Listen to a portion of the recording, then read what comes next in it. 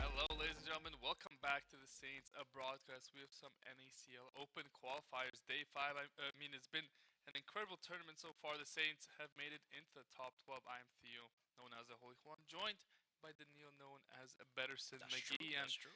it's going to be the Saints taking on Fantastic 5 and a good matchup. Barlow, a former player of the Saints, loved by the Saints, is on the Fantastic 5 lineup. But seeding wise, Saints are way higher up. Mhm. They're the 14 seed going up against the 32 seed. So should be on paper a pretty favorable matchup for the Saints. Yeah, and looking at how our league team has been performing consistently, I wouldn't be surprised if they walk away with this one, ride off into the sunset, and have a happily ever after. Unfortunately, it won't be over for them once they win this match. Next up, if they win, they will be going up against, as you told me a little bit before, the second seed. Yeah. And then things really get a little bit scary. And even then, that's not the end. They would still have more matches to play after that. Yeah.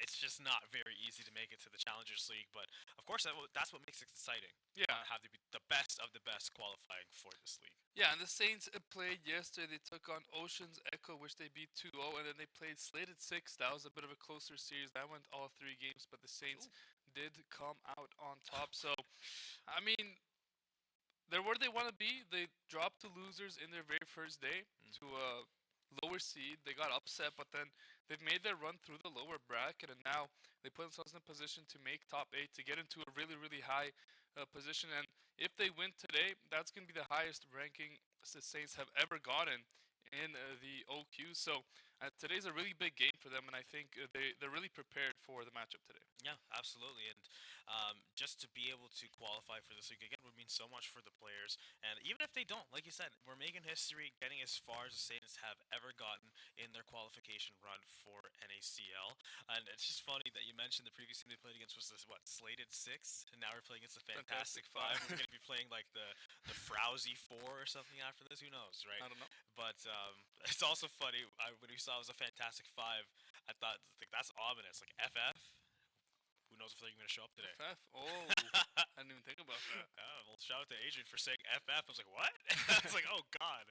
Who knows if we're gonna have a match? Of course, most likely we will, and hopefully we will end up having a fantastic series on our hands. As usual, the league team loves to deliver those showstoppers. And speaking of the league team, let's take a look at our lineup.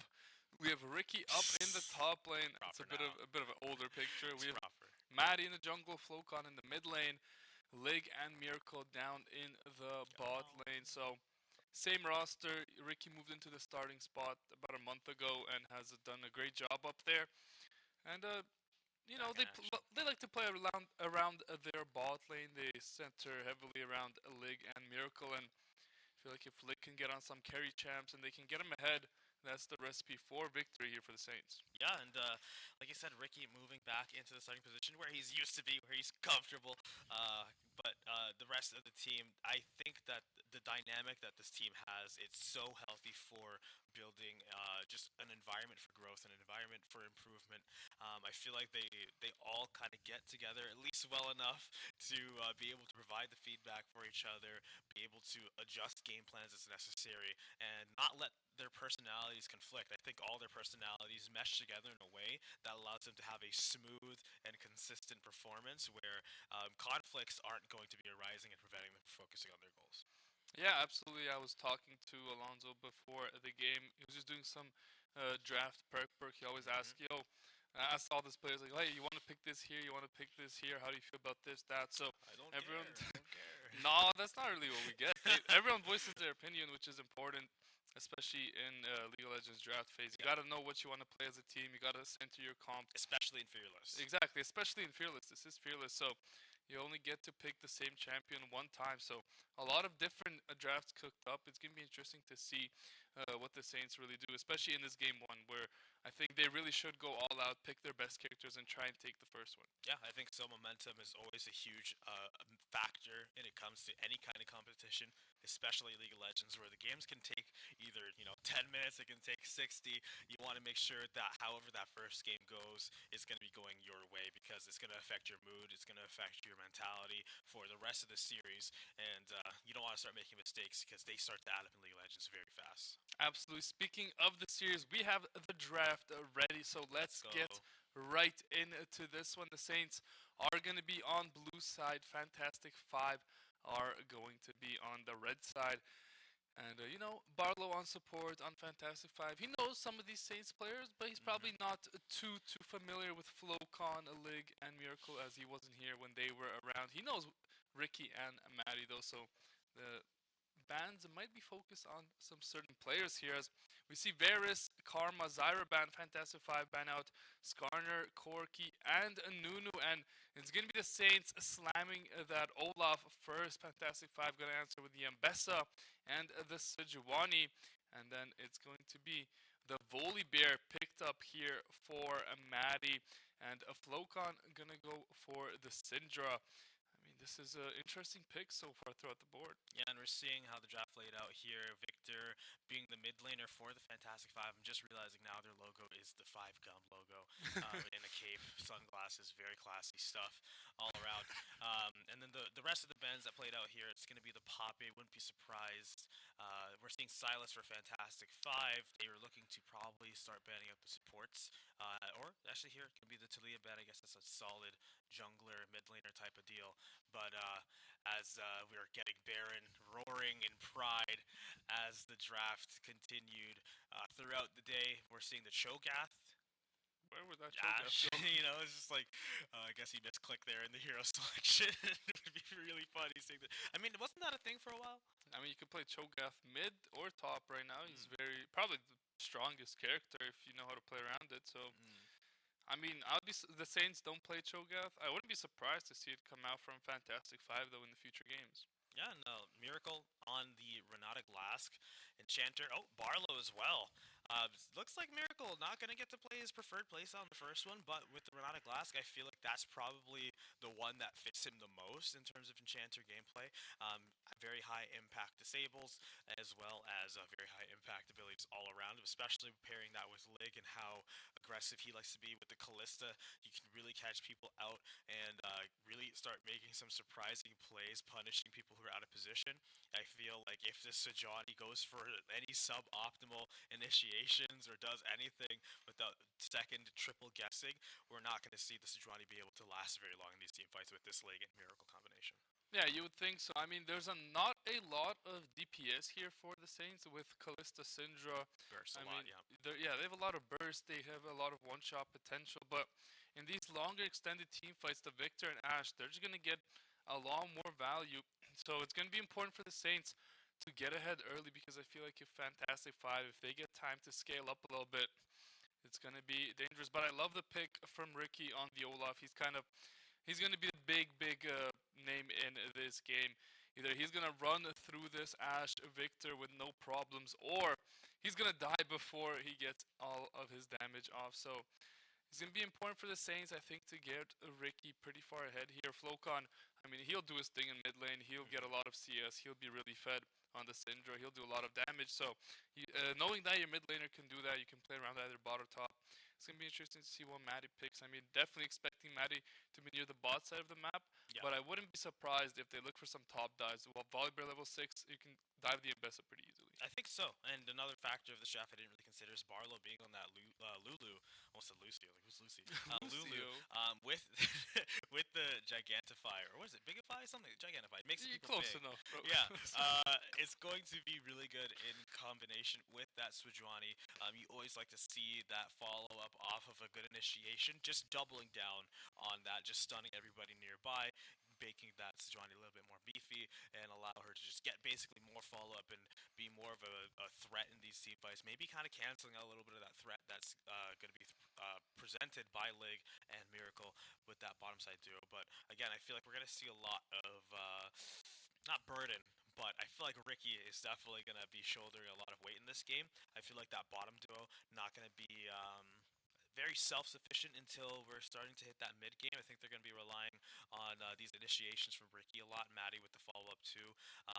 Flocon will definitely need some support from those guys up there, so it's going to be falling on the shoulders of the two veterans of the squad, Maddie and Olaf, being in the hands of Ricky LaFleur to just really put some force down and put pressure on at the start of these team fights to make way for the squishier backline. And one more interesting thing, I'm not sure if we're on the new patch where lane swaps are now no longer allowed. So if So we funny. are on that patch, we are on that patch. I'm getting worried. It came out mid-tournament, which makes not a lot of sense, but that's typical Riot games. No lane swaps. We won't be seeing lane It's swaps. so funny. We're gonna be seeing 1v1s, 2v2s. So back to good old League. I mean, it's a good I patch. guess so. It's a good patch to drop, but in the, No fun in allowed. the middle of the Like, tournament, no, it's fun. It's not fun. Lane swaps are not fun. no thinking allowed. Okay, you don't know. Hey man, I don't know, and I do know enough. Okay, I know that I like the freedom to play the game how I want. If it means I run you down top and I start doing some shenanigans, I want to be able to do those shenanigans. If they don't want lane swaps, they should balance the game differently. With this band-aid solution of what is it, a gold penalty or something? You get It's bonus like an gold. XP penalty. Yeah. And like Oh the my turret's like goodness. one shot. It's so weird It's- to me. Like, I mean, come on. the thing is, lane swaps. It was just like both top laners just don't get to play the game. And then just play around it better. Like, know what's gonna happen. If you think a lane swap's likely, then you have to play around it in a different way. But I agree with League of Legends. It's really hard to counteract that kind of playstyle because a lot of the game systems are very kind of locked down. It's a very rigid. You don't have a lot of flexibility in some aspects of the game. So lane swaps representing such a big threat in the game, I think it makes sense that something needed to be done. But I think it's a symptom of a bigger issue that this isn't necessarily going to fix. Like a lot of it's a really hard game to recover in, and having those lane swaps be so impactful, it's rough. Yeah, absolutely. We're gonna be heading into the first game in a second here. I'm getting word from the back. So, Daniil, before we get into it, we always love to make some predictions. Saints. Make your predictions. Saints. I think it's going to be a 2-0. The numbers are favoring the Saints. Unfortunately, the numbers are not always correct. It's always possible for us to be upset. I haven't seen these Fantastic Five guys played. I don't think you have either. I mean, except for Barlow. they've been 2-0 through like basically the entire lower bracket so far. Right, but who knows? Again, Saints have been doing pretty good. We've actually been doing worse than them technically. Yeah, because we've had some 2-1s here and there, and obviously we're both in the lower bracket, so we've both lost at least once, right? But I don't know. It's hard to say for sure, but I have faith in the Saints. I obviously want them to win. I prefer them to win, so I'm gonna hope and expect them to. Yeah, I'm gonna agree with you. I'm gonna go Saints 2-1 though. I think it's gonna be really close. I mean, as you said, a league it can really ramp up. If you get ahead early, you can just take the game over. As we're gonna be heading into the game right now. Daniil, Summoners Rift on a line here. As there's gonna be a couple awards here from Fantastic Five. They put one in their top side just to make sure nobody from the Saints can early invade. And, who do you think the Saints are going to play around? Do you think they'll be around Ricky more, or do you think they're going to be looking to get Lig really far ahead? Well, like I mentioned, I know that Ricky and Maddie are probably going to be the main ways that Saints are going to try to get any work done around the map. So to me, it does make sense for Maddie to focus on Ricky, try to help alleviate, if not, play offensively and look to make things happen in the top side. At the very least, make sure that things don't happen to him. So I think Maddie probably going to prefer to help out Ricky in the early to mid game just to make it so that it's a little bit easier. He has more comfort. He's going to be able to act as that front line. They're going to invade. But looks like, yeah, like I said, hey, Maddie, Ricky, dynamic duo. very few people feel comfortable watching these guys rock them down. And this Sejuani, I mean, she just has to give this a red buff. Maddie just making sure that he's not around. He's gonna start the wolves.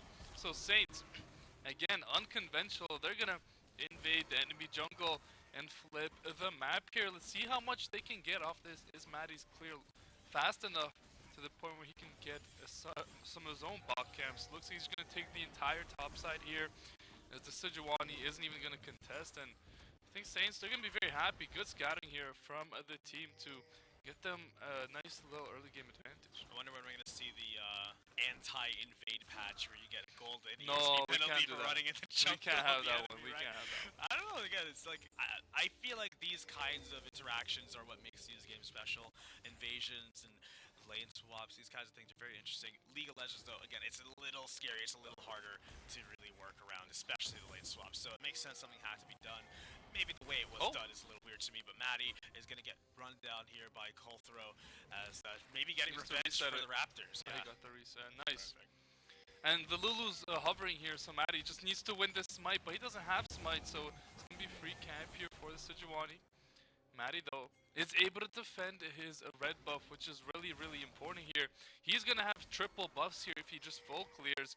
And this side of Fantastic 5, their Sejuani will only have that one blue buff that's left alive. I mean, it's a great start so far in the jungle for the Saints, and Maddie, he's going to be so far ahead once he completes his clear. Yeah, level 3 already.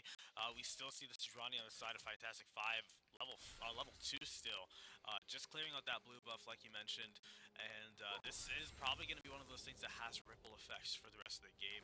Maddie probably going to be looking to make a rotation as soon as he gets back from the shop, probably top side as we're seeing the Ambessa make the back, and probably going to be trying to time his presence for when the Ambessa makes the return. And the Ash used that arrow down in the ball lane to make sure the Volibear was not camping out there. Ricky up in the top lane. He's having a great time. He's on the same strength level here as Ambessa, 19 CS to 18. Has the Ghost instead of the TP though, so he's going to be a bit of more of a menace in these team fights. Perfect. Which is nice. Flocon, I mean, he doesn't really have any kill pressure until level 6. And even then, he's going to really need a gank here. But he's doing a great job in the mid lane. Up 3 CS, forcing Victor to back, but not allowing it there.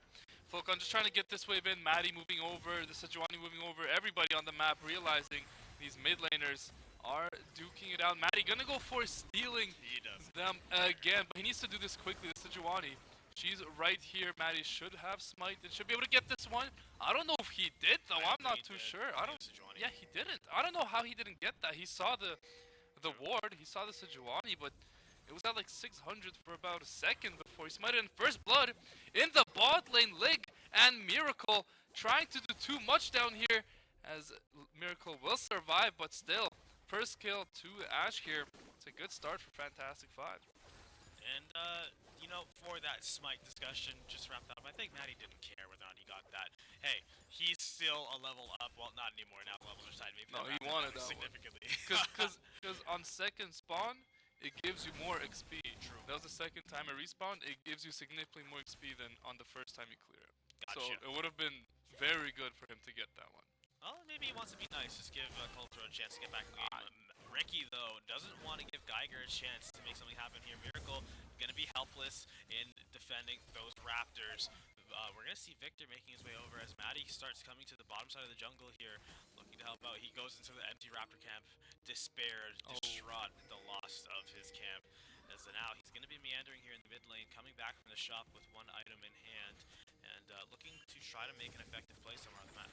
And that ward did not get cleared, so Fantastic 5 gonna know exactly where Maddie is. I mean, the macro from the Saints has been pretty good. Even though they're down a kill, they're even on gold, so they're playing this early game relatively well. I mean, CS numbers very, very good. As I said, Flocon in the mid lane on one of his best characters here, the Syndra.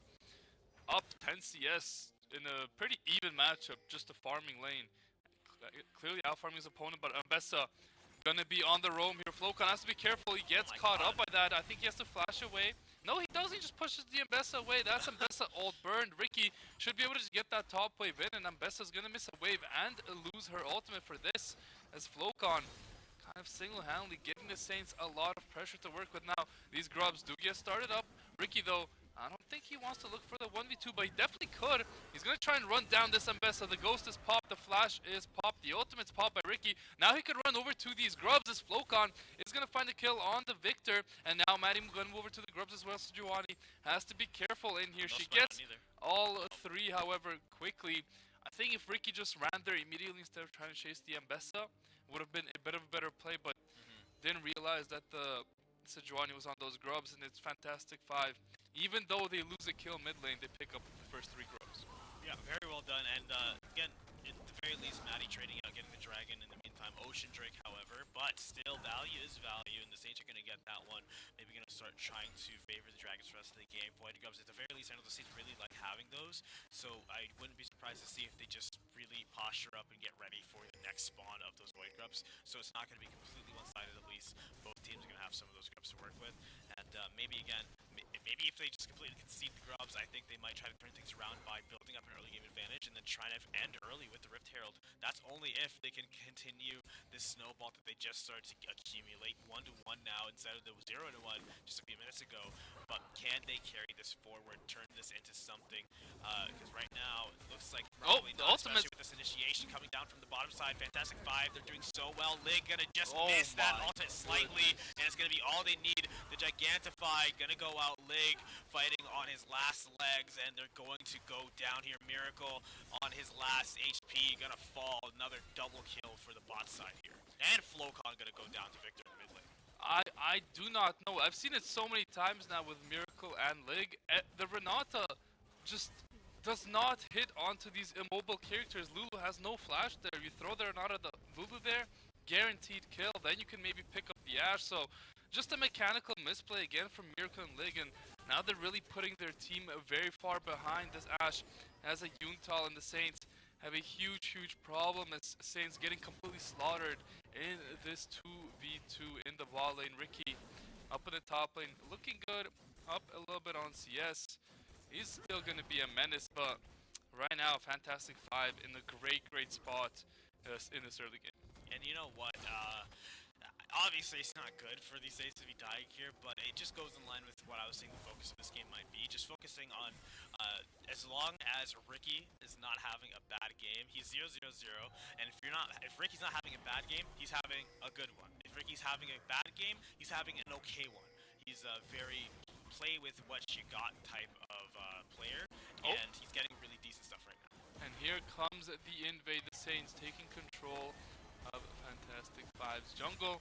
Gonna take away the blue buff, no problem there for Maddie. This dragon was picked up by Maddie, we didn't see it happen, but they did trade that out for the Grubs, which, you know, Saints could play the dragon stacking. I wouldn't, oh, there's the Ashe ultimate missed onto Miracle. He should be able to stay alive here, you would think, right? He does. Is able to get out, the heal is used, but the Ashe is slowing him down so much, and Miracle trying to stay alive, will be able to stay alive, but still, look how much damage goes down onto the Saints balling. They have to just completely leave this tower, and like Fantastic 5, they're just gonna get free plates, free CS, and Saints just can't seem to find anything in the bot side of the map. And again, right now, Maddie and Ricky, we're seeing them both just focus up on their own farm, their own gold. Right now, besides Flocon, Ricky being the highest CS in the game, even tying it up with the Victor on the side of Fantastic 5. So his net worth, his value, the EXP is going to be skyrocketing here against Zembessa, especially, who's only 75 right now. Still going to be even levels for the meantime, but in terms of impact, in terms of what this team's going to be able to do with Ricky on this Olaf, I think they're going to be able to get a lot more accomplished because they just have that strong, solid initiation with that slow, allowing so much more follow from the rest of the team. Still, you want to have your bot side doing well. It's never a bad thing for that to be the case. But at the very least, even though we're getting those deaths, we're still seeing the CS come through. But topside, Maddie getting initiation with Ricky using the ultimate. He wants to keep that fight going. Maddie coming up with the finish. Not even going to be necessary. Never mind. The Axe is going to whiff. Ricky now, Geiger, he's running for his life. Ricky just needs one more hit. He finds it. Flocon as well, just to keep the Sejuani at bay. And now this is the full attention towards the Grubs. Like I said, the Saints don't want to give up all 6, just at least take their own 3, and the Dragon's going to be up in time for them to take that without any real contest as well. Yeah, that was a massive play. They're great roams from the Saints, but here is Lig in the volley. I mean, he's just too far behind on this Callista.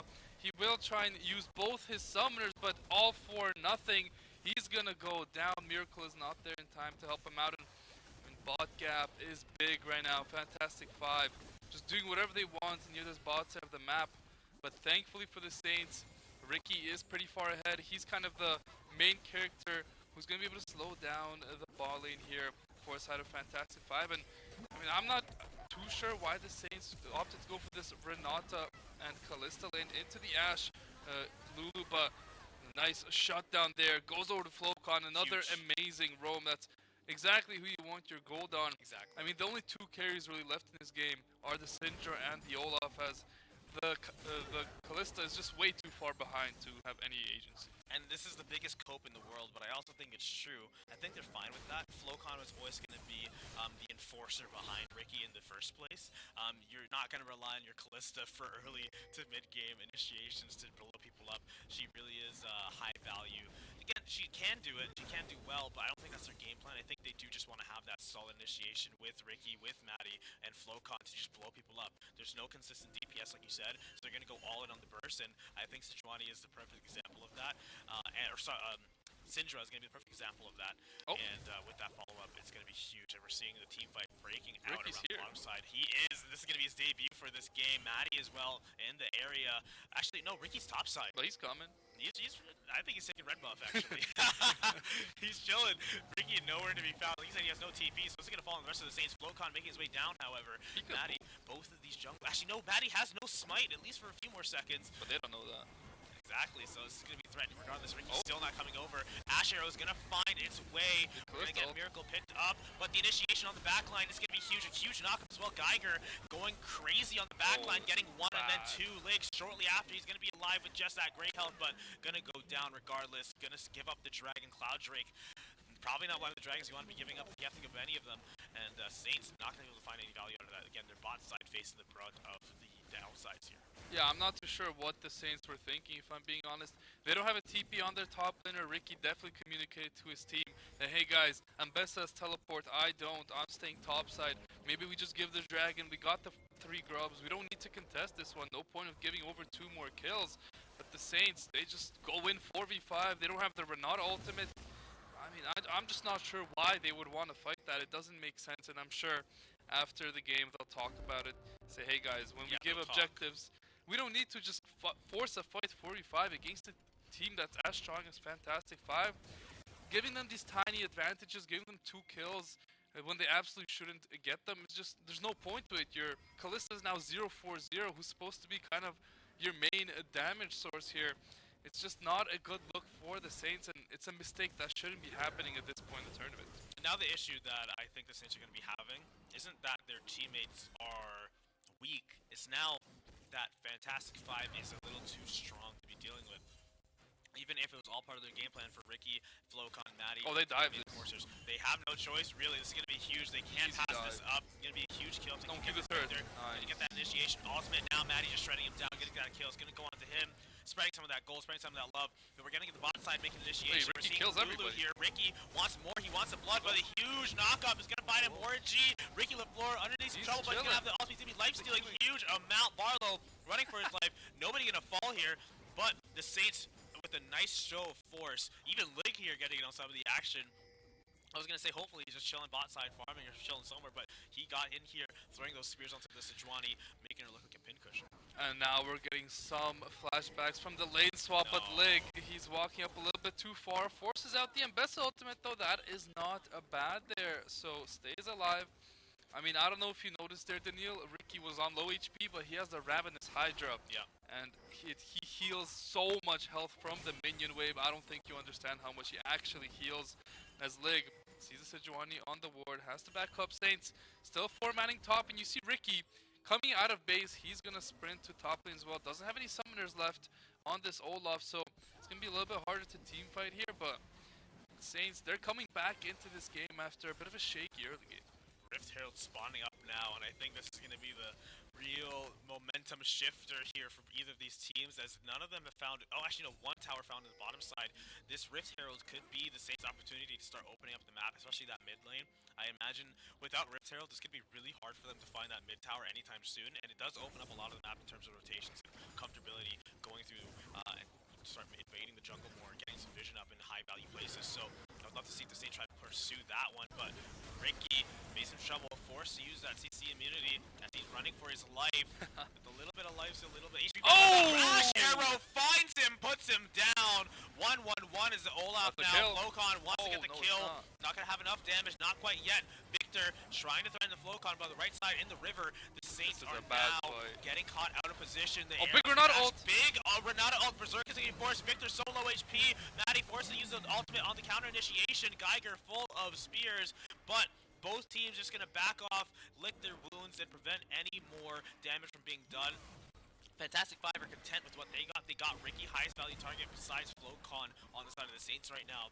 But Saints, they want to start taking this Rift Herald, and with Ricky respawning, this is 4v5 again. down, it's still a 4v5. This is not a fight that you want to be taking. Flocon on the Oh! back line, however, finds a huge kill. Geiger is down now. Neither team is a top laner, but Ricky's going to be making his return. He's coming back. Come on now. They want to have this Rift Herald, and I don't think Fantastic Five have the courage, or honestly, if they have a real good reason to try contesting it, it's a really bad situation for them. Saints were able to hold out 4v5. What hope do they have now? It's a 5v4 in Saints' favor this time around. So we're going to get the Herald, and like I said, I would love to see them use this somewhere near the mid lane or top, bottom, wherever. Just start getting towers. They need it. Yeah, I think Flocon is playing amazingly so 100%. far. He's finding the most important stuns at the most important time. If he doesn't stun that Ambessa there, I think the Saints just fully get wiped. So a great job there, and I want to point out Ricky is up 2 levels on this Ambessa. A huge advantage up in the top, and he's just working towards that second item. And I think in the one-on-one engagements, now that you're up 2 levels, I mean, this should be easy work. Maddie could look to dive this Ambessa as well anytime she shows on the sideline with that ultimate. And Flocon really close to his second item on the next back. Should be able to pick that one up as he's level 13. And now the Kallista's kind of back in this game. The Ashe does have 2 items and the boots, but the levels are back to even. So even after a really bad start in the ball lane, it's not all bad down there as Lig. We're gonna have some agency in this game. And that is exactly what I was going to point out next. As I was making the point a bit before, the Saints, they're having this downside, but here, both initiatory ults on the side of Fantastic Five are going to whiff. Now they have nothing. The Saints recognizing this, and even have the Rift Herald. They wanted to use it. Ultimate's going to go from that. He's going to whiff, but the stun's coming up from the Victor. Now they truly have nothing. I think Fantastic Five just want to go back. Saints doing the same. They want this dragon badly. Infernal Drake is going to be huge value, and we saw Fantastic Five using everything except for they can't the fight ult. They literally can't do anything about this. And best on the back line, I don't think they have vision of this, but they don't. Context clues might indicate now that they know might be here. Yeah, now they exactly know where Geiger's going to be. They've Kalista, it's a smite battle. Maddie, something has to be done here just to make sure they can secure it. It's going to go the way of the Saints. It's not even going to be Maddie. Big miracle! A huge miracle ult. They are succumbing to Ricky, the virus. Ricky. Ricky gunning in. He's low, but that won't He got the matter. reset. Them down, Oh my god, Ricky! Ricky on the floor. Give it to him. Penta! Oh, no. Maddie, come on. I mean, what a team fight there from the Saints. The Renata and the Olaf combo is just so good. Ricky would have died there, but he got that reset, and then easy cleanup for the Saints. Now they've taken a commanding lead in this game. I'm not sure what Fantastic Five were thinking. They have no Ashe ult, they have no Sejuani ult. How can they really ever fight anything? Kind of a misplay there, I would say, from them. But Saints played the team fight mechanically well. Miracle flash ulting onto a couple, and then Ricky just runs them down 1v5. I mean, a great fight from the Saints, and now this is when it gets scary. Ricky should be picking up that second item after getting those kills up in that top jungle area, and he's gonna have that hectic ultimatum. I mean, a great job from the Saints. Is looking good in this game 1 now. Yeah, and with that aftermath kind of simmering down, the Saints look at what I was gonna say. The difference between the worst performance on the Saints side now it's actually superior, but was slightly worse than the equivalent on the side of Fantastic Five. What I mean is saying Lig had a really bad lane, but he still wasn't that far behind the Ashe. He's good But now. yeah, he's higher up than the Ashe now. But with Ricky, the best performance so far on the Saints side was like 2 levels higher than the top laner for Fantastic Five, and Maddie as well was about like 1 or 2 levels higher than the enemy jungler. It was actually same level as the mid laner.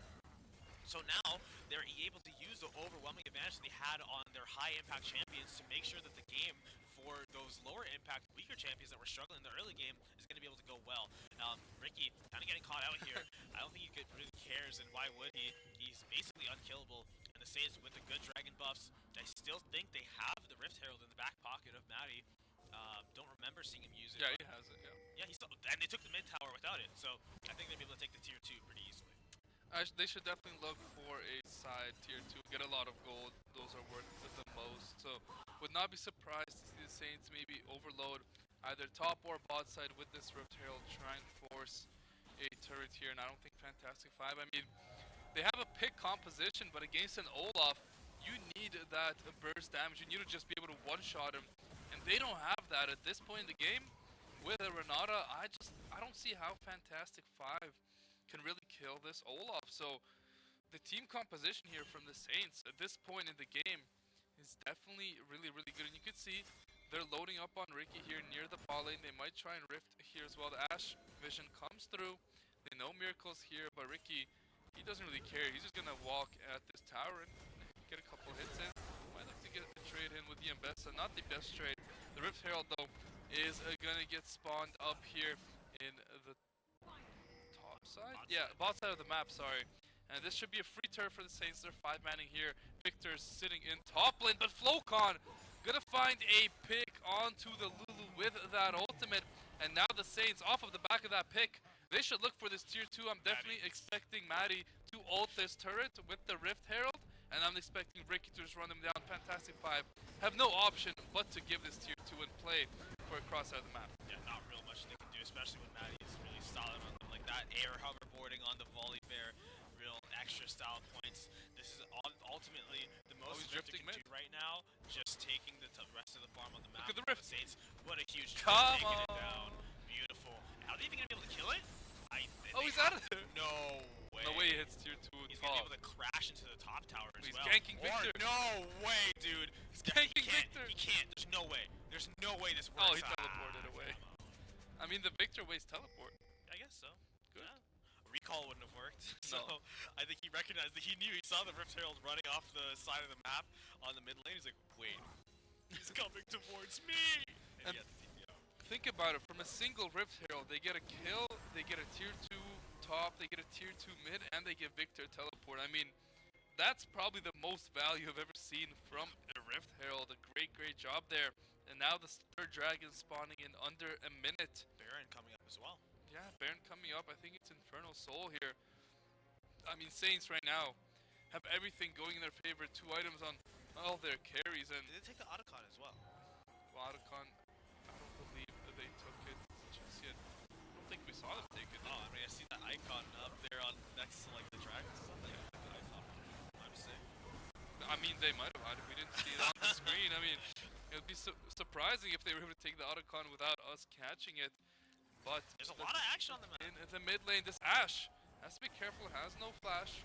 And now they're going to go all in on Maddie. That's not who you want to go, and he's going to ult away, no problem. Now the Saints looking to re-engage here. Miracle gets the root. The ultimate should come through after. Hits on 2 members, but they have enough damage to take down the Mbessa. Now they're looking to burst the front line here. The Sejuani going to get taken down soon. No, it's going to be the Ashe going down first, and now Lig is fully unleashed. Can they find a kill onto the Victor? Yes, they can. The Saints gonna look to blow up the map. Baron has just spawned up. They're gonna secure that one, and with that, they should be able to close out this first game. 100% here, Maddie. Gonna be able to finish this off, get the Baron versus the Saints, and end the game. I don't see here how Fantastic Five are gonna be able to recover from such a disastrous last few minutes.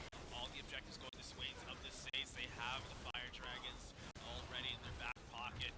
They got no towers really left standing in the lanes. It's just the ones in the base kind of keeping them in this game so far. And those ones are going to melt like butter with all of these buffs that the Saints have now.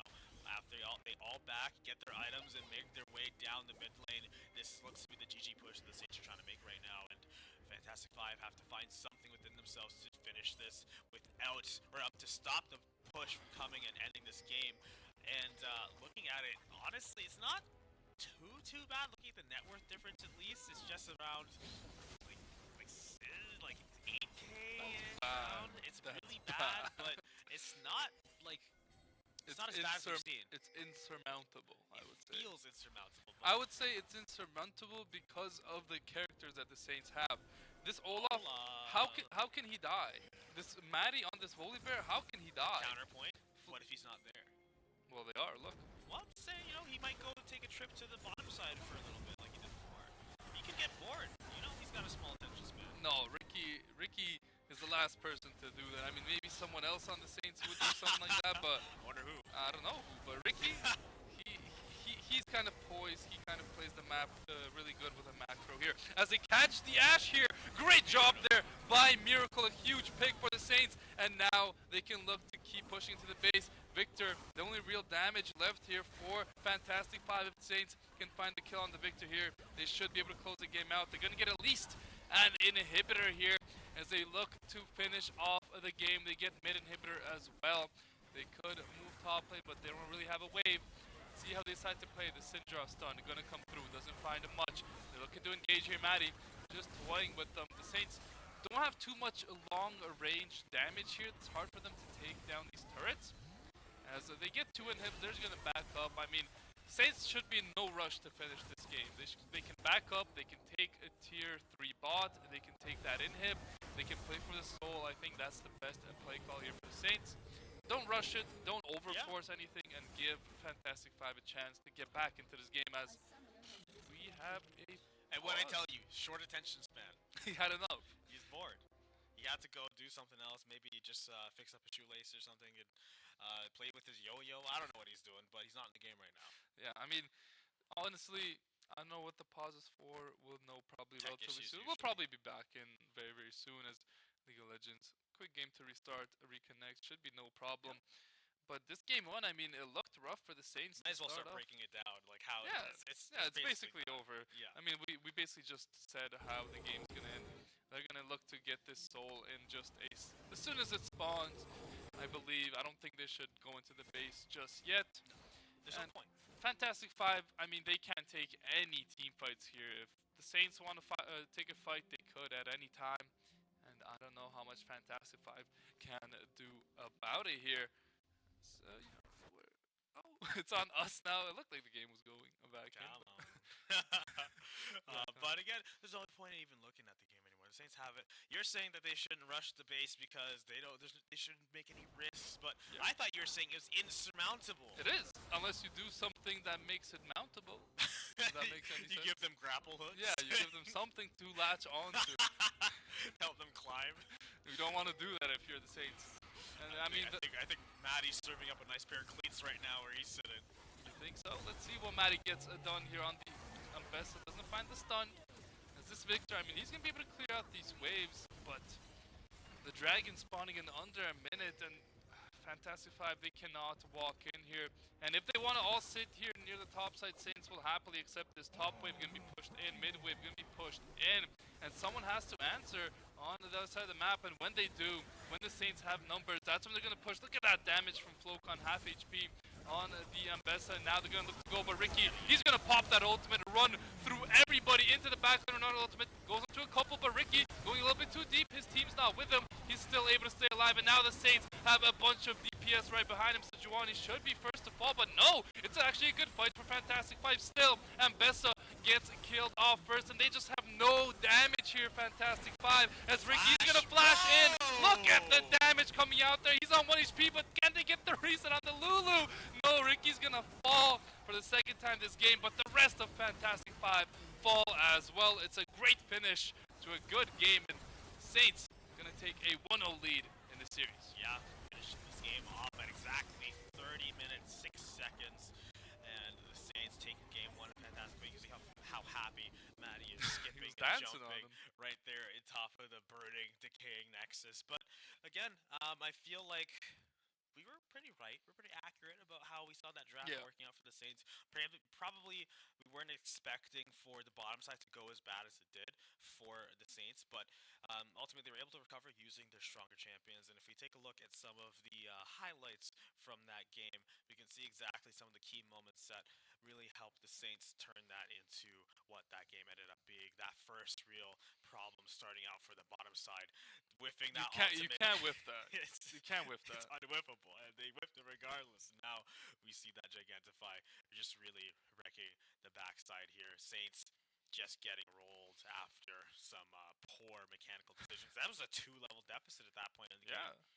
Really harsh it, but they were able to come back. This was a really big play. Ricky up a level on this Mbessa, who tries to go for a kill because Sejuani's coming, but the Saints are here for the counter gank, and this gave Ricky a nice influx of gold and experience. The Mbessa was not really useful too much after this. She did get a double kill later on, as I'm sure we'll see.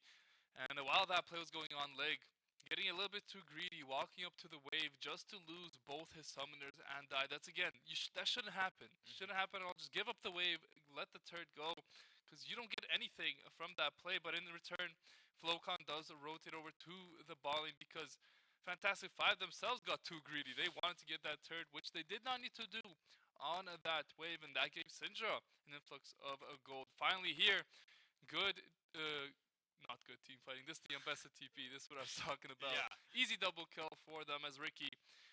I mean, even though the Saints died, Ricky was just sitting top. He got so much gold and farm even off that play. And then we saw how much of an issue it was. Maddie, beautiful tower dive right here. Great timing on the map.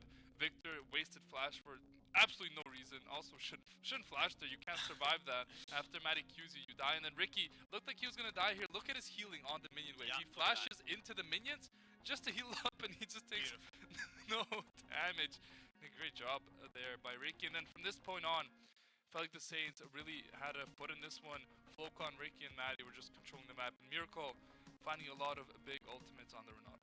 Yeah, and here we see the Rift Herald fight that never was, as Flocon really turned that around. It was so devastating for them before this moment because Ricky wasn't there yet. He had already died, and then Flocon turned that fight into it. And I think this is basically what really made the game kind of finish off for the Saints blew here. it up. They used all their ultimates before this fight on the side of Fantastic Five and still tried to take a fight regardless. You can see Miracle with a huge wave pushing through, completely making it insurmountable. And Ricky on basically 0 HP, running them all down, grabbing his Hydra, allowing him to get so many of those kills, all that damage, all that life stealing, and then Maddie coming and stealing his glory with that last kill. But hey, all that matters is that the team won in the end. Yeah, that exact point I think is when the game is basically wrapped up. As long as the Saints play solidly. The Kalista got back into the game. Ricky got a gazillion gold, and any team fight the Saints took after just went in their favor. Even down numbers, they were 3v4 here. They just win it out because they're just too far ahead. And yeah, I mean, overall, a great performance from the Saints. They played the objectives relatively well, other than that one dragon fight, and just close out the game in relatively clean fashion. I mean, a very good job there done by the Saints, and they're looking good going into game 2. Yeah, really well done by the Saints. I think as long as they're able to repeat the kind of success that they had in this first game, it will be really easy for the next, but they won't be able to repeat that draft. That's for sure. Yeah. It's fearless. All those champions picked this game are completely unpickable, but let's take a look at the stats that finished off in this first game. See if we can point out anything anomalous. 18 to 9, double the kills here for St. Clair over Fantastic 5. 0 of them on Miracle. That's good. You want to see that. 15 assists, though. Huge. He's involved with everything. Basically every kill that happened on the side of the Saints. And you can reflect that based off of his map movement as well. Yeah, I mean, Gray roams there from Miracle. A bit of a rough time in ball in the 2v2, but outside of that part, Blig and Miracle both played, I would say, very well outside of lane. Just a rough lane. For sure. I mean, it is what it is. Like funny. we watched it. It was rough. They died 3 times 2v2. But the important part, they didn't run it down afterwards. They stayed locked in. They collected their waves. Lig, he was 0-4 at one point. Finished the game 4-4. So very important for Lig to stay mentally focused after a rough start, especially in a game like that. He's so important for this team, and when he's in the game, when he's involved, you see towards the later part of the game, he was doing so much damage on the Kalista, and with the rest of the team, they were doing a great job. And let's take a look at our MVP from game 1. I mean, you think it's Ricky LaFleur? I Has think to it's be. Ricky LaFleur. Let's see what our Look at him. people Come think. on, Ricky look at him. is going to get the MVP. The stats, you know, they're not maybe the most impressive. 5 kills, 2 deaths, 5 assists, but Impact, though. he just had so much aura. You know, like everywhere he was, Fantastic Five were like, oh, we can't do anything. Ricky's here. He's gonna run through our whole team and kill us. And He's gonna tell on us. we saw the one team fight that he was really involved in, triple kill, blew up the entire game, and definitely a big part. I think the Olaf counter pick into the Abyss just worked out wonders for the Saints. I'm surprised Fantastic Five let that one happen, but you know, with all that being said, we're gonna throw it over to a very quick break, and we'll be back with Draft 2. We'll be back with Draft 2.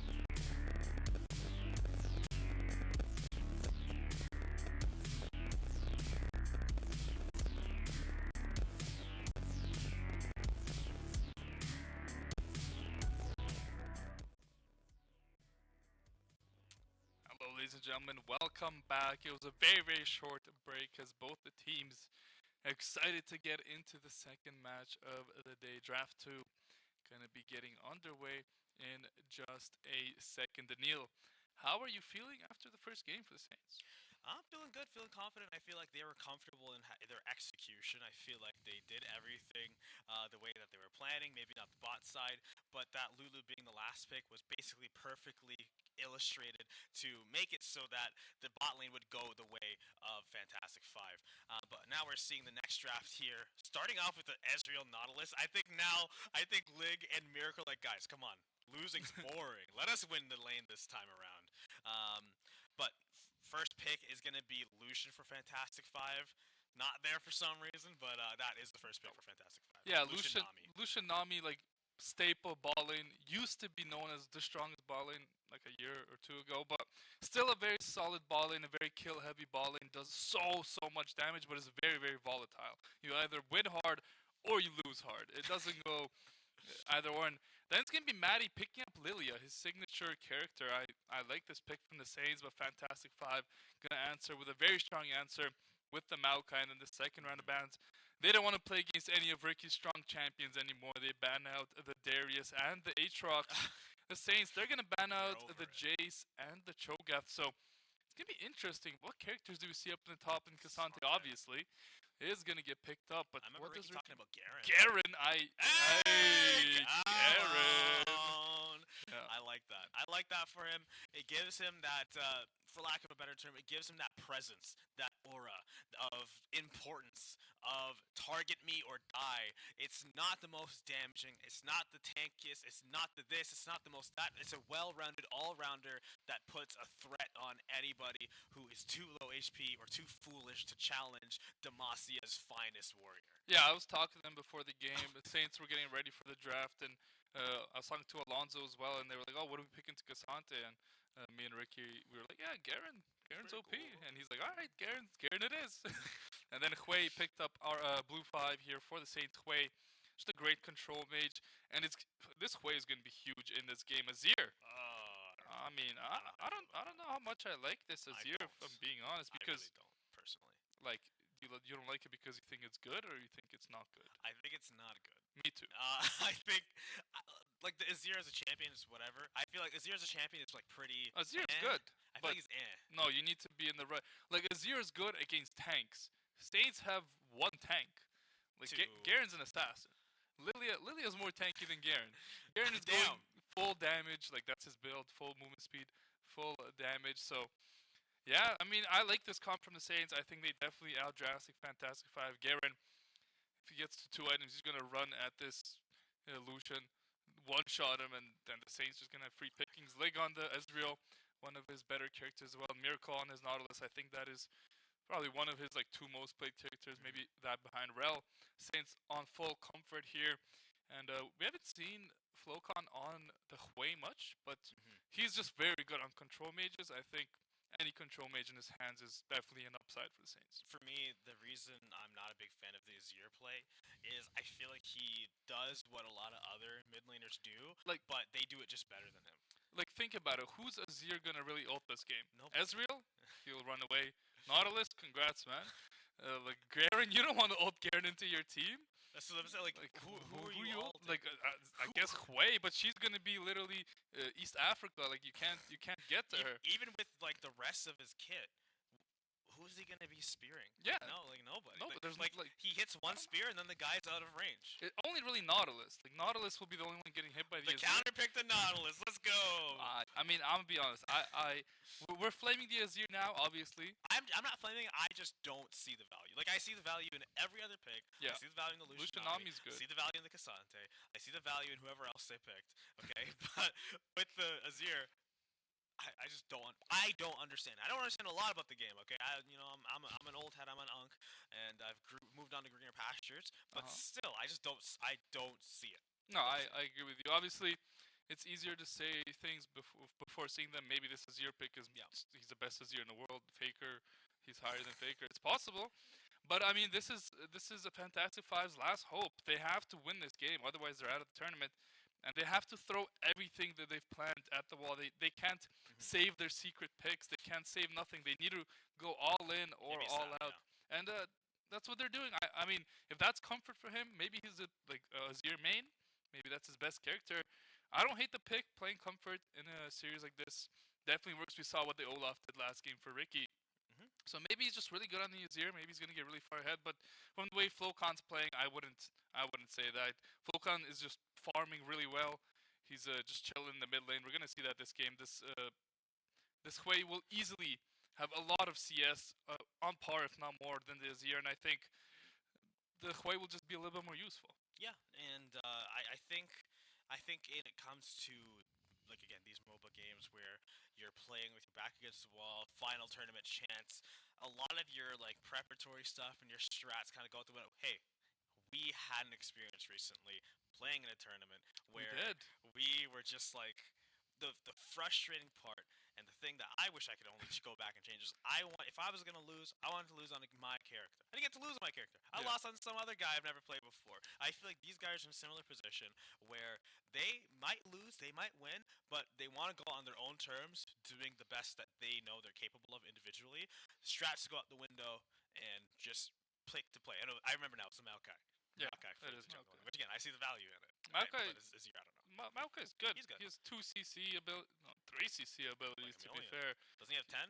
And then he That has was 11. his sapling, which gives free vision. Yeah. I mean, I think Maokai is one of the elite junglers. I don't know why we don't see Maokai way more, to be honest. Like generally have no idea. Big tree fan, huh? Yeah, I like trees. Yeah, Ivern is so He's OP. more like a bush. No, Ivern's a tree. He's more like a bush to me. Ivern's not really a tree. No, that's what I'm saying. Like, Is he? No, because he doesn't. Where's the trunk? But he builds bushes. But like a bush does. I mean, bushes don't build bushes. Yeah, they do. That's the whole point. Oh, they do? Yeah. I don't know geographics, bro. Geographics. This is more like botany. I don't even know what that means, bro. Botany is like the study of plants. Oh, that's all you, bro. Then Maokai is a tree. Ivern is a bush. Okay. I'm the authority on the matter. But let's take a look at some of those last few moments again from the Saints side. See what we could be expecting going into this game. Again, the highly impactful moments where the Saints were able to turn around this game. They were, again, looking at this team fight, you wouldn't be able to guess that they were really struggling earlier on. They were the ones playing on the back foot. And at this point, they turned things around. And, you know, there's one big thing on the left side of the screen that really was the big factor in turning this game around. And it's Ricky LaFleur with those 2 big axes. This time, he's only going to have 1 big sword. And one thing that you mentioned to me that's a little bit concerning is the new build. But before we talk about that, we can see this wave coming through Miracle. This team fight just funneled everybody into one little death spiral. Then the real big point of this fight was seeing the Mbessa get to the backline and almost start turning things around, but you just don't have enough items, you don't have enough HP experience to really make an impact happen, and the team definitely wasn't able to follow up, which just meant that they had a big initiation that amounted basically to nothing, and the Saints were able to just turn it around and finish the game right here and there. Yeah, good work from the Saints. Great job here. Great team fighting as well. Like their team fighting that game was very well. When they had even numbers, they played well. When they were down numbers, they played well as well. I think team fighting from the Saints definitely one of their strongest points. If they get 5v5 I fights, like the draft for it too. yeah, they have a great team fight draft. I mean, Maddie on Lilia, it's a bit of a volatile pick, I have to say. Like, it's either gonna go well or really not well. But Maddie, he's really good on Lilia. He needs to find the sleeps on the Lucian. That's kind of the key to victory for him. And he's going to look to shred the front line, but doesn't have too much CC. He's kind of just a big damage dealer. So, again, I'm expecting the Saints to invade the side of Fantastic 5 with this Lilia. They're stronger in the early game, and I think that's going to be the key to victory for the Saints here. But we're having some problems with the game, so we're going to throw it over to a very quick break, and we'll be right back with Game 2.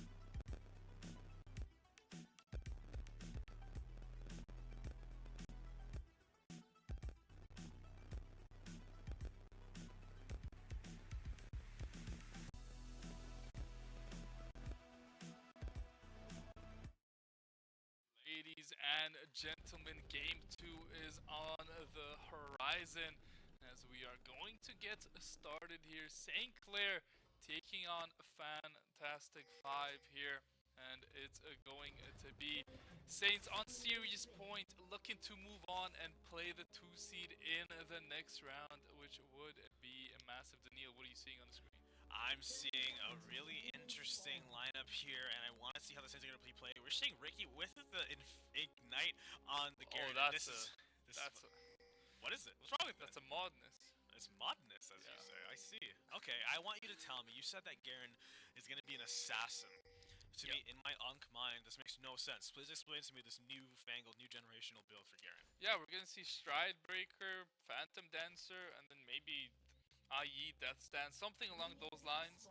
Might go for the anti-heal penetrating item, but there's not a lot of healing here for. I mean, there's a decent amount of healing. Maokai heals a lot, Nami heals a decent amount, but I don't think the Saiyans need to build anti-heal this game, and it looks like they will not be going for an invade this time. Maddie gonna be pathing from bot to top. Maokai though, looks like he's gonna be pathing from top to bot, so the ball lane of the Saints need to be careful around when the time of full clear comes through. You're gonna see Saints, they're gonna hard leash this Lilia because Lilia doesn't have the quickest level 1 clear, but now after level 2 just clears his camps out so quickly, and Maddie might just look for a gank level 2 here in the ball lane. It's definitely a risky play. I wouldn't expect him to go for it. It throws his game off so far, but looks like he's going for it. And the Saints, they want to start this game off with a bang. Yeah, and a bang it shall be, as we're seeing Maddie already pathing to the bottom side. Oh, He this wants is to good. invade. Maybe, yeah, he definitely wants to do the gank here. Miracle right already in a good position to get that stun going in. Gets that sweep, gets that swipe. No follow-up necessary. Not going to be able to get a kill. Maddie really suffering here. One more hit's going to really put a lot of damage on him. Might even kill, but he's going to be able to get out, thankfully. And that's a lot of damage being put onto Fantastic Five. Put a lot of threat. Miracle fighting this hook, but not going to turn into too much here. League and Miracle forced back. Level 2 is going to finally get picked up on this bottom side duo. Maddie forced back, and this entire time, Maokai level 3 just chilling, doing regular jungle stuff. I mean, it's not the worst there. You can see with the new lane swap stuff how much damage that turret did. It almost one-shot Maddie from full HP, but he forced out Lucian Flash, he forced out Nami heal. It's not the end of the world. He should be able to clear out his camps without too much danger as Maokai. Not the most proficient counter jungler here. Ricky up in the top lane. He is having a grand time. I mean, he's just waiting to hit level 6. He doesn't care if he gets 0 kills in this lane. His job is not to kill the Cassante. His job is to kill anybody else, realistically. But if the Cassante ever ults, that's when the Garen really becomes scary because Cassante drops to half HP, a little bit more damage, the ultimate one-shot bomba combo. Damn, so with Garen's ultimate, I always knew it did more damage, less HP you had remaining, and I think it's pure damage, right? There's nothing True damage. Oh, No armor or magic resist can defend. It doesn't scale with his attack damage. Not gonna matter too much right now. It's not gonna be a factor on this bottom side initiation lane. So low HP. Gonna get flash at the same time. Barlow, Nami not gonna find it. Miracle beating to death this Lucian, but not gonna be able to get that kill thanks to the barrier. Both teams backing off, and now Maokai is here. Maddie nowhere to be found. This is gonna be the initiation that you wanted to see earlier. The hook's gonna miss. That would have been a saving grace as well as a kill potential. 1 HP. Baja Blast Freeze gonna be able to walk out with his life. Maddie walking through the bush is gonna be able to find the Maokai, but not gonna be able to finish anything off. This is gonna be a double kill for Fantastic Five. Yeah, the Saints yet again in the ball lane. They're just struggling. Even after getting the Lucian Flash and the Nami heal level 1, they still lose. I've seen this before. 2v2, and yeah, now you're gonna see Ricky. He's gonna be proxying for about the rest of the game. He does not want to be anywhere near this Cassante. He's just gonna be farming up here and putting pressure on the jungle of Fantastic Five. Obviously, he's still too weak to take away any camps. As you can see, he's gonna back, but he can afford some nice Maokai though. Maokai's getting close to him, however, on that recall. Never mind, gonna be able to get out before he gets too close. But yeah, I mean, I like that playstyle. Other games, they do similar things, and now we're seeing these. You do similar things? Do similar things on Axe, you know? Get behind the lane's my favorite thing to do. Just start spinning. No one can do anything. It's great. Now we're seeing Meslo on the Azir. And again, the question we always had at the start of this draft was or the end of the draft is going to be what the impact this Azir is going to have. The spear, yeah, it's good for the laning phase. I can see that. It's probably helping him out quite a bit. Still not going to be able to contest with the CS that Flocon's been getting, 45 to 39.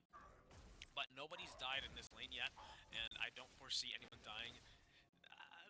Maybe a little spoken too soon. We're seeing the level 6 on Flocon, and Maddie is in the area, but without Maddie's level 6, I don't think we're going to see anything too crazy happening. Grub spawning in 20 seconds, and we already see Maddie on the top side. Maybe going to help out with the gank before they go for it. So you're going to get that initiation. going to get the gate pushed up, but Maddie coming to the aid of Flocon. He's not even going to be fleeing anymore. He's going to be turning onto them. Wait a second. And with that turnaround, we're going to be able to find the kill onto Meslo, turning that to the first blood of the game. Or sorry, not the first blood, but first blood for the Saints. Getting the kill in the mid lane. So the Azir shuffle came through there. I think it missed the Hwei. And then once the Azir goes in, he can't get out. Flocon just 1v2 kills the Azir, and the Azir has no teleport. I mean, this is going to put Flocon so far ahead. Look at the CS numbers after that kill. 58 to 43 and a kill. This is going to be a nearly unplayable lane now for Azir, and even though ball lane of the Saints, again, early in the game, doing a bit of feeding, in the mid lane, again, Flocon finding huge advantages, and that's going to be a great start here. As now, this ball lane is going to be really hard to play for the Saints. Miracle, every time he tries to go in, the Nami healing's too much, the Lucian damage is too much, and this ball lane, it's going to be really hard for the Saints. I mean, it's going to be on Fantastic Five's ball lane to hard carry this game. You're seeing Maokai taking up the dragon after the Saints get the grubs. Miracle canceling his recall. Nobody going to be coming down here just yet, but it's still going to be a lonely bottom side. Azir helping out his Maokai with the dragon just a little bit before going back to the mid lane. We recognize now that basically mid is as good as gone for Fantastic Five. Hwei just has too much of an advantage. 20 CS over the Azir and a kill to his name. I really think the Saints have established a strong early game despite them being down a kill. Their advantage is where it really matters. A Flocon on that way is going to be able to turn this into a huge advantage, and I feel confident in saying that. Usually, when we see an advantage on the Saints, I was like, oh, but you know, they could lose it, but Flocon rarely losing those early game advantages that he gets. Yeah, Flocon, probably, I would say, one of, if not the most consistent player here on the Saints. Every game, it feels like he's able to get a gold lead, he's able to get a CS lead, he's able to really turn it up a notch. You can see Azir trying to do some damage, get some decent poke here, honestly, onto Flocon. A great trade from him, but will it really matter? I'm not sure. As Flocon picks up the Dark Seal, I think that's important to say. As now Ricky, he's going to pick up this Skull Crab for himself. All over the vision, though. Look how much vision is here for Fantastic Five near this top side of the map. They have wards everywhere. Flocon should be able to clear out that pink ward. He's going to go pick up these fruits. Actually taking a poor trade. Going to heal up to basically full. Go back to the mid lane, still up 20 CS. Bricky up in the top lane. He's on 75 CS to Cassante 71. A very even lane, how it usually is, but I mean, Garen will be a problem. The only real threat to this game for Fantastic Five is this Lucian. Even though he's only up 2 CS, which is very good for the Saints, very good for Lig to be able to stay in this game again, like we spoke about after a rough start. In this one, and now Ricky, he's gonna get ultimate with the Cassante. There comes the Ignite. Does he have enough damage with the ultimate? One more tick. No, he won't be able to get it. The Maokai, though, I don't think he has enough damage to kill Ricky here. Who's just gonna be able to fight it out? Maddie on the Lilia. Can he find that on the Cassante? No, not gonna be able to get it, as the Azir is gonna find the kill on the Nautilus, which will give them the first 3 kills. That's very important there for Fantastic Five, but Flocon gets a kill in return. He's going to have a huge shutdown now, as he's going to get some plates mid. He's going to get a couple free waves, and this Hwei is going to be a massive problem for Fantastic Five, as they have practically no range to get next to that Hwei. As Ricky, he knows his limits perfectly on his gear, and he knows he can't die, and the Maokai is going to waste an ultimate here. Nice. Very good for the Saints. It makes these grubs that spawn in less than 60 seconds fightable very easily for the Saints, as now they're going to start a fight in the ball lane. Can they find the hook onto the Lucian? Yes, they do, but they don't have enough burst damage to take him down. Nice dodge there by Miracle. Sidestep on that one. Gets the root, and the Saints have become unleashed. A 2v2 kill for them down in the bot lane, and now this game has been blown wide open. Completely left to their own devices. Everybody in each of their own lanes is finding huge success, and I really don't know what Fantastic Five are going to be able to do to recover after these disasters in the lane. Azir, definitely not a champion capable of a recovery like that. I don't, well, Cassante, maybe so. The Maokai, I mean, he's more of a supplement to a team, not really a solution to one that's falling behind. The Lucian Nami, not much recovery, but huge damage from Flocon, taking a lot, and he's not really feeling any pressure as a result. The shield wall not really coming out, not really going to be an effect here for the Azir, and no real options other than to just let him get away. Free grubs? Free?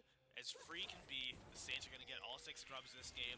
This is where they usually want to be, and getting Dragons afterwards. Cloud Drake went to Fantastic 5 earlier, but I think all the rest are going to be going Saints side. Since there's going to be no objectives top side for a while, and the Dragon hasn't spawned yet, they're going to be able to reposition and start playing on Dragon when the time's come.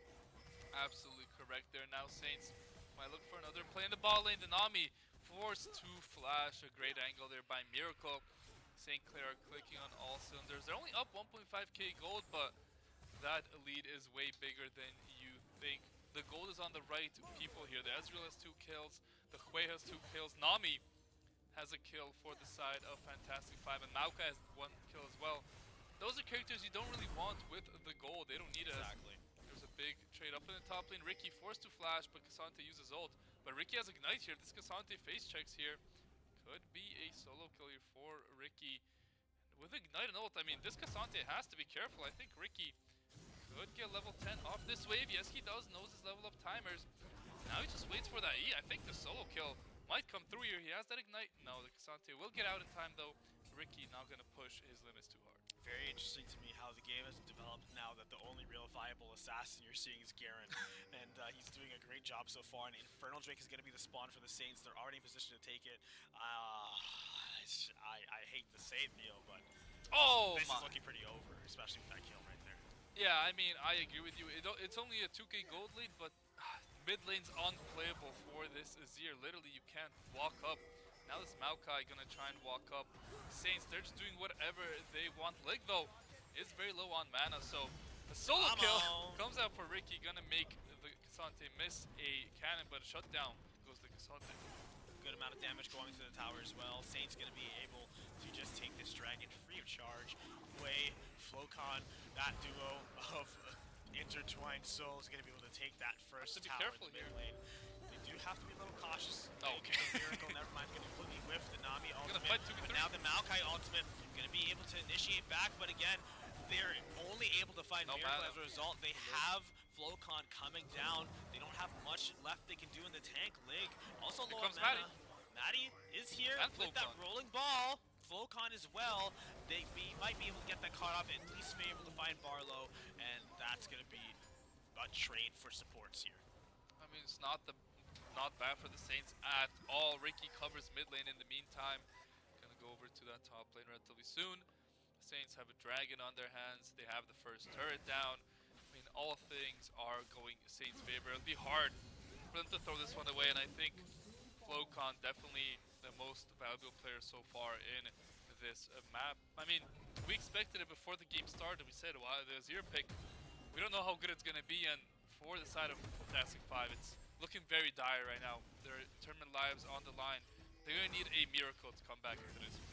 Yeah, and speaking of Miracle, he's not on their team, he's on ours, so they can't even get that. As long as the Saints play consistently and don't make any huge mistakes. Oh, another one. I can't imagine that Fantastic 5 are going to be able to turn things around. Flashing forward, going to be trying to do something on the mid side here. Zir running for his life.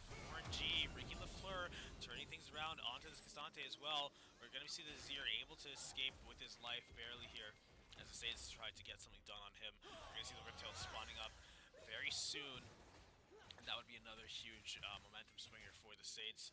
Able to just keep putting that pressure on the tower's bottom side. We're seeing Flocon getting pushed down by the duo from the bottom. We're seeing Barlow getting pushed with Baja Blast Freeze, but with the ability usage, Maddie coming down as well. Gonna dodge that ball. Miracle here wants to find the heck, but he's gonna get blocked out by a minion. Nami Wave is gonna get those knockups. He's gonna provide a little bit of value, but with Lig coming down now too, I can't really see how they're gonna be able to get out of here with their lives, let alone any of those kills.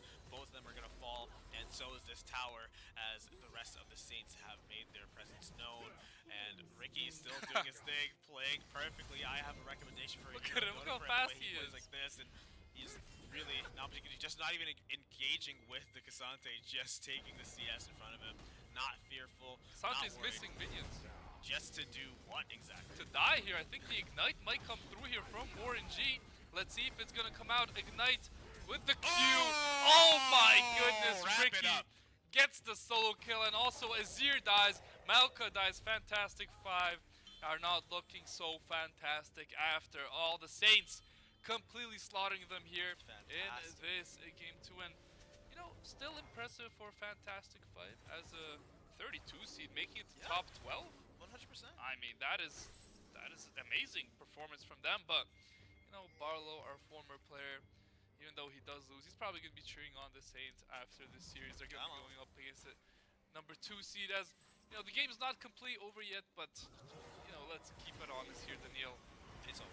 It's practically over. I mean, Flocon has literally become the next John Jones, the GOAT here, as you're gonna see Lucian fall down, Nami fall down. It's just fantastic five. Running up any wave they walk up to, they die on. And yeah, like you were saying, Fantastic Five doing a great job in this tournament run so far. Unfortunately, the Saints making it look like the Fantastic Fumble, as they are just Fantastic completely rolling fumble. over. Hey, That I'm not. is- I that didn't is- say it. that is- you did say it. No, it was the gameplay. Okay. Come on. But again, I think the Fantastic Five.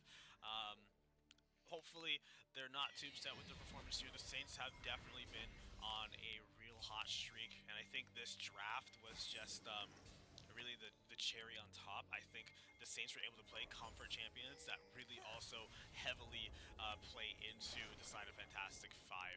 So, with all of those factors in mind, and the way the lanes went, we're seeing that Flocon? slow, trying to get the kill on Flocon, but let's be real, we know that wasn't going to happen. Miracle running towards Flocon for support here. They killed him here. As they run down Good damage. the bottom side. They should have known that Hui was here and known that what would have happened if they pursued Miracle, as they get another kill and looking to get some more Baja Blast freeze. Sidestepping gonna get walk right to the hook and just turn into more kills for Flocon. Barlow hit by the swipe and the dunk here as Maddie wants to get a kill of his own onto the Nami. 18-5. Look at that net worth difference, 10k. What can he do? Yeah, I think we're definitely seeing some tilt coming out here. Oh, Ricky Demacia! gonna get another solo kill. Garen, the best assassin in the game, one-shotting a tank like no tomorrow. Ricky having also a great series up in top lane this entire time. Yes, Flocon will be probably the most valuable player for this game too, but even when things don't go well on the other side of the map, Ricky is always up in the top lane making his advantages. But this game, it's just a complete team gap. Everyone on the Saints is outperforming everyone on the side of Fantastic Five, and you love to see this from the Saints. I mean, a crucial part of the season, heading into playoffs soon, need to hit their peak, and I would say this series has been one of the more dominant series they've played. Yeah, for sure. They went up against like the 50-something seed or the 40-something seed earlier in the tournament, and they lost to them in the upper bracket. They won first game. It was looking like this first game. They were stomping, like easy win, and then game 2 and 3, Aurelion Sol incident happened. They didn't know what to do against Aurelion Sol, but looks like Fantastic Five. They didn't have that information. Yeah. The ASOL wouldn't have been that bad this game. Maybe. I think you're right. I think Aesol had a place here. Maybe no one on Fantastic Five Ricky. plays it. But Ricky in the bushes. I want to see a huge bush play. Come He's on, gonna show me kill. what you're made of, brother. Oh, he's out. Come on. Come on. See, Ricky, he's a good fundamental player. He could go for the kill there on this Lucian. And I think he will. With the ultimate going on the Maokai, with the wave of the Roots charging him W. down. Not much he can do, but get hit as Oh, Baja he leveled Blast up! freeze. Oh, he Running up, getting that kill. We're seeing the first. No, look at the second base. death. But wow, yeah, you're absolutely right. And I think Ricky would be happy with the Game's over. scoreline. I think it accurately reflects his performance this game. And look at that. It's over. 23-6. Nothing fancy being done. Baron not even a factor here. Not even the next dragon. Just taking this game over. Oh. That would have been huge. That would have been massive. I don't think it matters. I think the game's over. That would have been huge. It would have been so sick to look at. Oh, it would have been, yeah, that's true. They get a tower back from the Azir. They do get a kill on the Maokai. Let's see how the Saints look to close this one out. Look at that damage from Flocon. Force at the flash from the Nami. Now Saints gonna be forced to back up. It looks like Fantastic Five want the game to either come back in their favor here or end on the spot. And I think the second option is going to happen here. Look at Lig flashing in. Okay, going way too deep, but Flocon is there for the follow-up. The kill should be picked up on the Azir here, and that is going to do it. Ladies and gentlemen, Saints moving on in this tournament, and they're going to be taking on the 2 seed. That won't be today. I believe that's going to be next weekend. But what a performance by St. Clair. I mean, much-deserved victory. Look at that scoreline from Flocon there. 10-0, Just 10. 10-0-10. That is... Sickening. It is sickening to me to Perfect. look at that. Perfect. Beautiful. Literally 10 out of 10. 10 out of 10. 10 out of 10. Performance. And the Saints also playing 10 out of 10 in this match. And I also think drafting 10 out of 10. I don't know how Yeah. involved Alonso was here, but even if it was 1%, mucho bellissimo. And I like to see the Saints playing such comfortable heroes, playing in such a way that's so dominant, so overwhelming, and looks like they're really representing the force that we know they're capable of being. Yeah, and who would you say for the entire series is your MVP? I would go with Ricky. Flocon. I'd go with Ricky. Ricky. For both games, if we're looking at both games, I feel like nobody really, like, in a weird way, nobody had impact game two because they all won their lanes, and then since they all won their lanes, they kind of just like won the game. It's not But like who anyone won their lane the hardest? Flocon. Exactly. But like if you win the lane on your mid laner, then you just like you won the lane the hardest by default. How does that make Because sense? you're the high impact mage, you know, you go around and get stuff done around the map. If you win your lane, then you're just able to do that without any. No, who's gonna stop you? Nobody. That's why Exactly. if you win lane on mid lane, which shouldn't happen often, you shouldn't be winning lane as a control mage against a control mage. It should be Fair, even. fair. You guys should just both be farming. Nobody should dying. Point proven. But Point 10-0-10? proven. I mean, And the Syndra was pretty good the in game Syndra one was as well. really important. But Ricky LaFleur. Ricky played great. Don't get me Ricky wrong. LaFleur. Ricky had an amazing game one. Probably the most important member, but they built the team comp around him and he executed. So I think so. just a great job there from Ricky in game one. But game two, I mean, Flocon just ended the game basically single-handedly. And let's take a look at the stats to see how the Saints looked on the scorecards. Yeah, and those scorecards are going to tell us a completely different tale from what we were talking about. Because again, if we look at that Flocon 10-0-10, you can hear it. 1-8. Ooh, That's gapped right there. That's what I I call think it. that's a pretty wide gap. It's a canyon. You know, his total stats add up to 10, and Flocon That's would not a double good that. thing. And most of those It are on could- the 8. Right. Most of those are the deaths. Exactly. That's Zero not being on that for Flocon. 0 deaths. Even in that last team fight where everyone was kind of going crazy, just running it down. But you know who else is 0 Matty. deaths? Matty. good game for Matty Matty. LaFleur. And Matty, he had a bit of a rough start to that second game. He ganked that ball in level 2. His clear was a bit behind, but he did get that Lucian flash. He did get that Nami heal. It still led for a kill for Fantastic Five, but in the long run, I think it was a good play for Matty. It's a very risky play, a very volatile play, but that's a play you make when you have pre-game knowledge on your opponents. They knew that they were gonna walk up there, level 1. Obviously, why would you not walk up to level 1? And Yeah. it should have probably been a little bit of a better outcome there, but it wasn't the case. Still, after that, the ball got rolling. Very, very easy victory for the Saints. Yeah, I think so, and I think the stats reflect that as well. Overall, just a series where I think everybody got a chance to shine in their own respects. We got to see the Miracle League pop off eventually in that game two at the very least, and even in game one, near the end, they kind of came alive mid-game. A little bit of meandering. That was Ricky's time to shine. But game two, I think everybody really had their core moment. Flocon, in fact, I'm just remembering it. Game one had that team fight that kind of turned everything around for the Saints. That turned them from losing the game pretty definitively to we have a chance. Yeah. So a huge player. And we are going to be getting an interview soon. Our players, they're a little bit shy to get on camera. They're over there, but they should be coming in. Come in, guys. Come in. Come in. You're Hey, making us look foolish. what are you guys scared of? We don't bite. I, All right, let them get in the middle here. come on. Come Clear on, a come path. Do you want a cookie? on. Come here, come here, Come on, come come here. On the camera. All right, guys, we have a Miracle and we have Flocon. How are you guys feeling after a very dominant series to begin? Yeah, feels good to win. I mean, just easy 2-0, no? So Were you guys expecting to do so well at the start of the game? Yeah, my bot lane's good. okay, well, I mean, Oh, okay. I guess their bot lane's too good. So It was. I think the bot lane was really well. They also kind of. Oh, hold Hold on, on. we gotta Let's take do your something mic cool real quick. We gotta actually turn this guy on. Oh, It it is is on. on. It's on. It's on. But Come, just come gotta here. raise it higher up. Come in, come in. closer to your face, Ricky, bro. come in. Get over here. Ricky, But too? yeah, I think. I'm pretty sure for draft one, they even last picked the Lulu. I think they just really didn't like you. And they really wanted to make sure that you didn't have a good game. But Ricky, come on. Hey, almost got a quadra. Almost. Come Now, on, Mom Maddie come took it on, from you. come on. I I know w- you guys were saying that when I Yeah, Yeah, 100%. we were saying. I want to ask you, when you saw that Azir pick, because we were kind of just like, Flaming the Azir. what were your thoughts on that? Were you happy to see that? Upset? Like what? I think it's not bad, but it's not the best, you know? It's Yeah. okay. I was But saying that. didn't mind, I was happy with it. Yeah, I mean, you looked happy with it the way you were kind of just rolling him around like a cat plays with a yarn ball.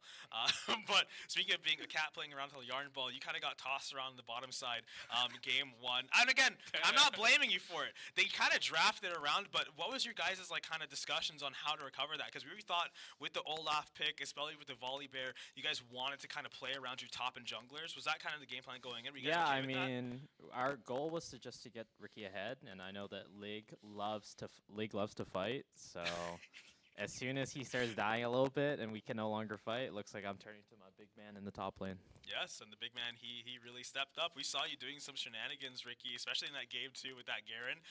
And any comments for the fans on your performance? The mic's on. Don't worry. Go ahead. Yeah, so obviously I'm just picking to counter what I see, and going into first game, we just saw what they picked first, and I know that this guy doesn't have a lot of answers for Olaf, so we were surprised to see they didn't ban it. So first game, slam the Olaf, 1v9. Game 2, we 1v9? see... What are you guys saying? He's playing against these guys? It's a term. It's a term. I know. It's like, I saw the fights. I saw Flowcon turn around to fight that you weren't there for. That is So- true. That is true. Okay, yeah. I'll give it where it's due. I'll give it where it's due. So 1v8 at least. But the Garen Or game, 2v8. the Garen game, modness. Modness. Yeah, he said he was going Ignite. We all wanted him to go TP, and he said no. It paid off. That's what I tell him. That's what I told him. Both times I solo killed, it's because I had Ignite, and both times that I ulted him to death, he flashed and still died. 100%. That Hey. makes me laugh. Guys, you guys are playing against a number 2 seed coming up next. A very strong team. How are you guys feeling going up into that matchup? I'm Yeah. confident in my team. You're confident in the team? I mean, Super confident. I feel like, yeah, we've had like ups and downs, but we're kind of getting back to form, and I hopefully just in time for those guys. I mean, I think I think Lig, he plays better against players who are better. Yeah. Like True. he definitely like matches up to his skill level like kind of rises. I mean, he used to be tier 1, right? So he's just used to playing against people who do the right thing. And when he plays against these people who do the right thing, he also does the right thing. And that actually is a big point. When you're playing against people who aren't really playing by convention, you end up doing things that don't really make sense contextually because a lot of plays you make assume that they're going to do something. If they don't, they're like, oh, I look kind of like an idiot right now. So, yeah, that makes a lot of sense. And Flowcon, you know, you see, I'd like to see you. This is like basically the first time we've got you on the desk. Is there anything you want to say to really just let the folks know at home, let the folks at home know what you're all about? We see you on that Sinja, we see you on that Hue. We want to know what goes on in your brain when you're playing. And look, look at you. Look at you, MVP, baby. Come on. I don't know. I was very tired, so I wonder. I wonder why. I wonder why. yeah. I wonder why. I was tired, but I was really focused on my lane today, so it went good. What's MVP official comment? Your MVP here, you gotta give us a quote so we can make like a sports quote, and quote? with your picture of your face and like a quote that's just like really cool. Give us a quote here. Better bot wins. Better bot. Better wins. bot wins. That's a good point. Better That's about wins. awesome. Gentlemen, any comments before we send you guys off? And again, if you'd like a cookie on your way out, feel free to take one. Cookie. All right. Definitely looking forward to our next match in NACL. Obviously, we play a good team. I think if we are able to match what we did this weekend and play to the level we did at this weekend, we can match this team. And hopefully it's a good series. Ideally, we win it. Ideally. But, you know, anything could happen. And this is your highest placement ever at St. Clair. You've been here for like 15 years. What's your feeling after such a great job by this specific group? I feel like I should go have a nice warm glass of milk and sleep it off because it's getting pretty late in the day for me Yeah. being here, being Old. like 80 years old apparently. Yeah. 15 years of my life at St. Clair. But no, it Don't feels lie, great. On a serious note, it feels great. Like, we've made top 16 before, but that wasn't like a legitimate run. Like, we kind of just threw together a team and just went for it. Yeah. And we had players in roles that they weren't supposed to be in. And this time we have a full team playing the roles they're supposed to be in. And it feels like we have a better chance to really make a run this time. Ideally, we promote. That's what we are going for. Awesome. Well, that's gonna Yeah, wrap. you didn't get a chance What? for his you didn't get a chance for your final comments. Oh, I mean, Come on. SEC on top. What can I say? Woo! Come on! Come on, come Yeah! on. But yeah. Now go ahead. All right, ladies and gentlemen, that's going to be it for us today. Thank you guys for watching. Thank you to our sponsors. We have the St. Clair SRC, St. Clair Alumni Association, Tim Hortons, Subway, and Alienware. Thank you to everyone in the back who made this stream possible. We have Matthias, we have Gabriel, we have Adrian, Alexa. We have everybody you could ever need to run a beautiful broadcast, and that's what we did today. Follow us on all of our social medias to not miss out on anything Saints related. We post our daily with all of our teams. I've been Theo, the only one. Daniil, we have Miracle, we have Ricky LaFleur, we have Flocon. Thank you guys for watching, and we'll be seeing you next time.